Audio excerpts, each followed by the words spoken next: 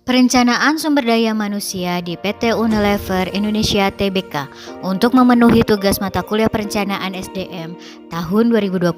Hai, perkenalkan kami dari kelompok genap tugas UAS mata kuliah perencanaan SDM, Bapak Budi Fernando Tumanggor MBA yang akan memaparkan tentang perencanaan SDM di PT Unilever Indonesia Tbk. Kelompok kami terdiri dari Desti Agustina, Asna Laili Farhan, Usup Supriyadi, dan Ahmad Ramdhani Fauzan. Selanjutnya, adapun sistematika paparan perencanaan SDM di PT Unilever Indonesia Tbk adalah profil singkat, visi dan misi, nilai budaya perusahaan, tujuan, perencanaan perekrutan, retensi dan suksesi, jalur karir, manajemen kinerja, pengembangan kompetensi, dan sumber referensi.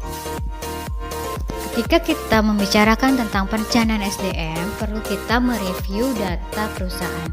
Adapun data PT Unilever Indonesia Tbk adalah berdiri pada tanggal 5 Desember 1933 dan berkantor pusat di Geraha Unilever Green Office Park Kavling 3, Jalan BSD Boulevard Barat, BSD City, Tangerang.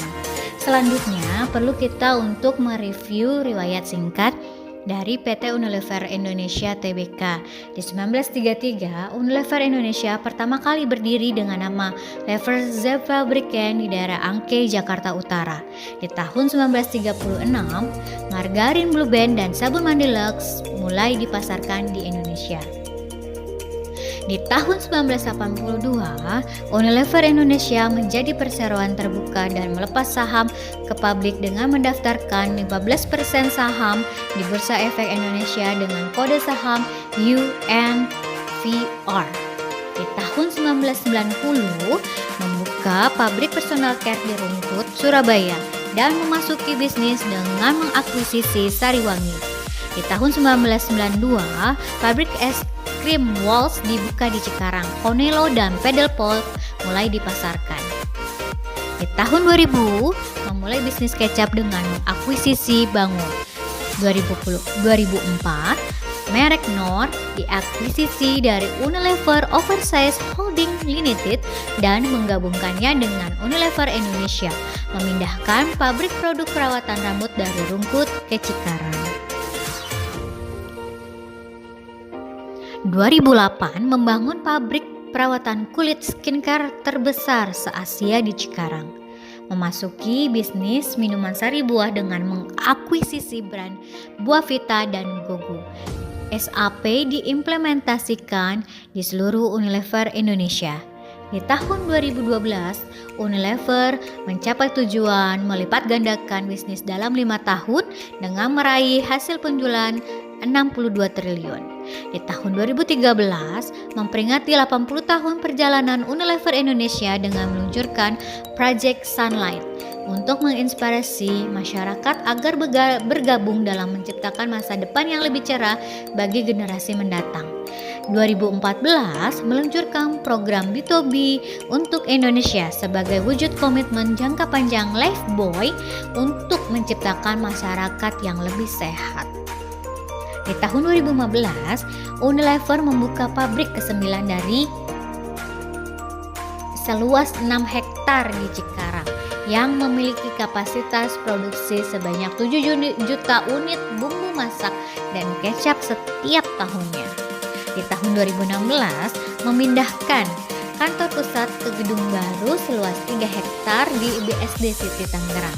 Kantor baru ini ditempati oleh 1.200 karyawan dan kemudian diresmikan tahun 2017. Di tahun 2017 memperingati 35 tahun pencatatan saham UNVR. Saham perseroan telah meningkat lebih dari 1.570 kali dan aset telah tumbuh lebih dari 110 kali lipat. Di tahun 2018 meluncurkan saus sambal jawara dan perawatan tubuh baru Korea Glow serta mendiversifikasi aset kategori spread. Di tahun 2019 memperoleh persetujuan pemegang saham atas perubahan nilai nominal saham perusahaan dari Rp10 per saham menjadi Rp2 per saham. Selain itu, Unilever di tahun 2019 mencatat bahwa telah memiliki 9 pabrik dengan 42 produk kosmetik domestik di Indonesia. Selanjutnya, dalam perencanaan SDM perlu kita mereview visi perusahaan. Adapun visi dari Unilever Indonesia adalah untuk meraih rasa cinta dan penghargaan dari Indonesia dengan menyentuh kehidupan setiap orang Indonesia setiap harinya. Misinya, kami bekerja untuk menciptakan masa depan yang lebih baik setiap hari. Kedua, kami membantu konsumen merasa nyaman, berpenampilan baik, dan lebih menikmati hidup melalui brand dan layanan yang baik bagi mereka dan orang lain. Ketiga, kami menginspirasi masyarakat untuk melakukan langkah kecil setiap harinya yang bila digabungkan bisa mewujudkan perubahan besar bagi dunia. Keempat, kami senantiasa mengembangkan cara baru dalam berbisnis yang memungkinkan kami tumbuh 2 kali lipat sambil mengurangi dampak terhadap lingkungan dan meningkatkan dampak sosial.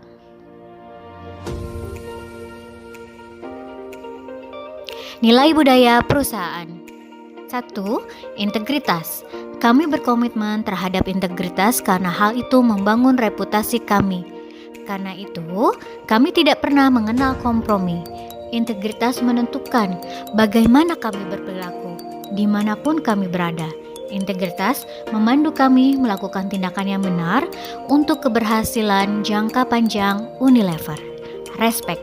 Kami berkomitmen untuk saling menghormati karena setiap orang harus diperlakukan secara hormat, jujur, dan adil. Kami menghargai keberagaman dan kami menghormati orang atas dasar siapa mereka dan apa yang mereka lakukan. Ketiga, tanggung jawab. Kami berkomitmen terhadap tanggung jawab karena kami ingin menjaga konsumen, lingkungan, dan masyarakat di mana kami beroperasi. Kami mengemban tanggung jawab tersebut secara pribadi dan senantiasa melaksanakan apa yang kami katakan. Keempat, semangat kepeloporan. Kami berkomitmen untuk menjalankan semangat kepeloporan karena hal itulah yang awalnya membuat bisnis kami ada. Dan hal itulah yang sampai saat ini masih menjadi penggerak kami untuk terus tumbuh. Semangat ini memberi kami gairah untuk menang dan untuk menciptakan masa depan yang lebih baik. Artinya, kami senantiasa siap untuk mengambil resiko secara cerdas. Oke, selanjutnya adalah tujuan perusahaan. Untuk memasyarakatkan kehidupan yang berkelanjutan. Artinya, kehidupan yang ramah lingkungan dan memberikan manfaat sosial. Transformasi menuju perusahaan yang berlandaskan tujuan mulia serta relevan dan mampu bersaing untuk masa depan.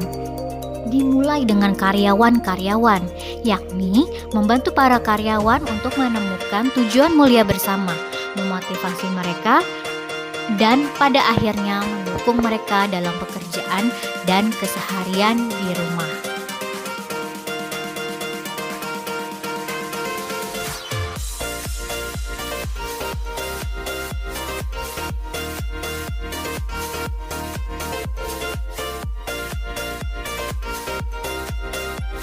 Kita akan membahas terkait dengan perencanaan perekrutan, retensi, dan suksesi di PT Unilever Indonesia Tbk. Dipengaruhi oleh dasar pemikiran bagaimana mempertahankan pertumbuhan bisnis yang bergantung pada adanya orang yang tepat dalam perseroan untuk menjalankan strategi jangka panjang. Oleh karena itu, salah satu prioritasnya adalah mengelola saluran kandidat karyawan dengan memastikan bahwa terdapat pemimpin potensial di setiap level yang memiliki pengetahuan, keterampilan, dan pola pikir untuk mengatasi tantangan di masa depan. Proses ini dimulai dengan perekrutan lulusan berkualitas tinggi. Jadi memang dimulai dengan merekrut lulusan berkualitas tinggi. Sebagai contoh, pada tingkat manajemen menengah, persiapan tersebut mencakup rencana pengembangan yang disepakati dahulu, program pembinaan dan atau pendampingan karyawan yang telah diidentifikasi sebagai kandidat direksi di masa depan. Di tingkat direksi, pengembangan berfokus pada mengasah kepemimpinan dan keterampilan manajemen umum untuk memastikan individu yang mampu mengisi lowongan penting, khususnya di tingkat manajer senior dan direktur. Pada saat yang tepat, juga menggunakan strategi pencarian kandidat dari eksternal secara proaktif bila diperlukan. Program Unilever Future Leaders (UVLP) melalui kerjasama dengan Instead, salah satu sekolah bisnis terkemuka di dunia. UVLP adalah program pasca sarjana pertama dalam organisasi global Unilever, di mana peserta melakukan rotasi 3 tahun melalui berbagai fungsi utama, termasuk periode yang didedikasikan untuk Unilever Sustainable Living Plan, proyek-proyek Future Fit, dan perhatian terhadap perusahaan-perusahaan teknologi. UVLP serta prospek karir jangka panjang yang ditawarkan telah membantu menjadikan Unilever Indonesia sebagai salah satu perusahaan peringkat teratas menurut survei terbaru Universum yang dilakukan di universitas-universitas terkemuka. 2 kali dalam setahun diadakan forum karyawan untuk menilai perubahan dalam kebutuhan organisasi, mengidentifikasi kesenjangan dan mencocokkan karyawan dengan peran masa depan dalam perseroan. Peran-peran ini dan persiapan yang diperlukan kemudian dimasukkan ke dalam IDP individu yang bersangkutan.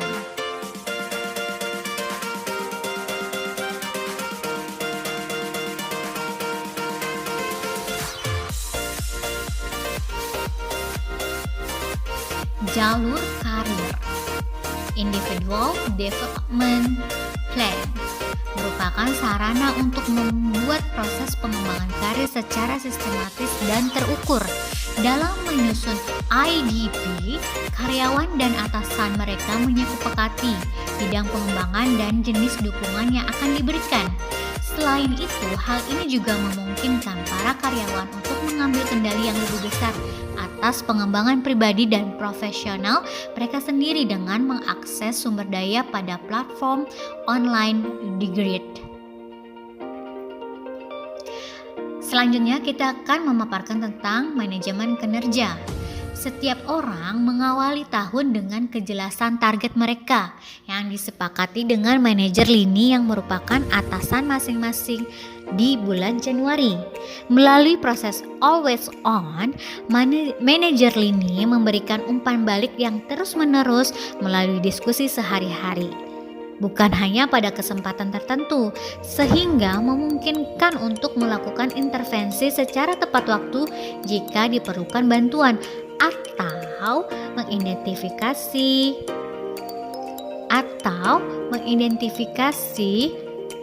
potensi yang dapat dikembangkan. Pada akhir tahun, pencapaian individu akan dibahas dan dievaluasi. Evaluasi didasarkan pada pencapaian target, faktor lingkungan yang mempengaruhi kualitas pencapaian individu tersebut, perbandingan terhadap prestasi rekan-rekan lainnya. Hal ini menjadikan penilaian yang adil, objektif, dan transparan atas kinerja individu. Hasil penilaian akan menentukan kenaikan gaji dan penghargaan bonus untuk karyawan yang bersangkutan, serta kesiapan mereka untuk dipromosikan pada jabatan yang lebih tinggi. Prioritas perusahaan adalah mengelola saluran kandidat karyawan dengan memastikan bahwa terdapat pemimpin potensial di setiap level yang memiliki pengetahuan, keterampilan, dan pola pikir untuk mengatasi tantangan di masa depan. Selanjutnya kita akan melihat tentang statistik SDM untuk menggambarkan bagaimana sih sumber daya manusia di Unilever. Dengan di 2019 pegawai tetapnya sebanyak 5.240 dan pegawai sementara sebanyak 193. Jadi keseluruhannya ada 5.433 karyawan.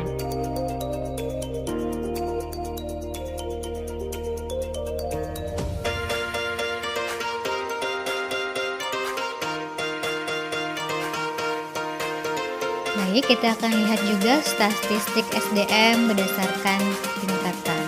Simak tingkatan direktur, manajer, asisten manajer, dan staf. Selanjutnya kita akan melihat statistik SDM berdasarkan pendidikan. Di bawah SMA, SMA atau setara, D2 dan D3, serta sarjana atau di atasnya. Cukup besar ya untuk sarjana atau di atasnya, sekitar 1.741. Selanjutnya statistik SDM berdasarkan grup usia. Kenapa? Ini kita bisa melihat dari usia-usia produktif, mulai dari lebih muda dari 24 tahun, rentang usia 25, dan selanjutnya. Kemudian kita akan membahas tentang pengembangan kompetensi karyawan. Setiap karyawan, sebanyak 74% dari pengembangan kapasitas mereka terjadi melalui proyek saat mereka bekerja untuk mencapai target tahunan mereka. Sementara 20%-nya terjadi melalui pembinaan, pendampingan, dan jaringan. Dan 10% sisanya disampaikan melalui pembelajaran dalam kelas. Individual Development Plan atau IDP merupakan sarana untuk membuat proses ini menjadi lebih sistematis dan terukur. Dalam menyusun IDP, karyawan dan atasan mereka menyepakati bidang pengembangan dan jenis dukungan yang akan diberikan. Selain itu, hal ini juga memungkinkan para karyawan untuk mengambil kendali yang lebih besar atas pengembangan diri mereka. Lebih dari 800 karyawan terutama di fungsi keuangan, pemasaran, dan pengembangan pelanggan, serta rantai pasokan meningkatkan kemampuan mereka dengan spektrum disiplin digital yang luas, dari analisis data hingga digitalisasi dan otomatisasi. Banyak dari pelatihan keterampilan digital ini diberikan melalui kursus Power Up yang tersedia di platform pembelajaran online kami, yaitu Digrit. Hal ini merupakan basis sumber daya yang beraneka ragam dari kelas pembelajaran tatap muka, diskusi TED, buku dan artikel yang dapat diakses oleh karyawan kapanpun sesuai dengan keinginan mereka sendiri.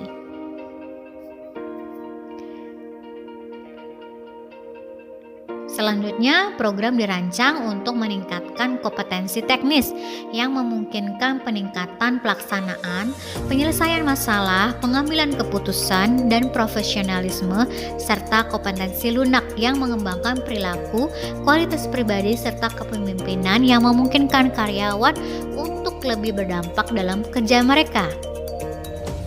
Pada tahun 2019, perusahaan juga terus mendukung seluruh karyawan untuk mengikuti pelatihan kualifikasi profesional seperti sertifikasi Chartered Institute of Management Accountant (SIMA). Terakhir, kita bahwa seluruh dari paparan ini bersumber dari laporan tahunan Annual Report PT Unilever Indonesia Tbk tahun 2019 WW dan www.unilever.co.id. Terima kasih, sampai jumpa.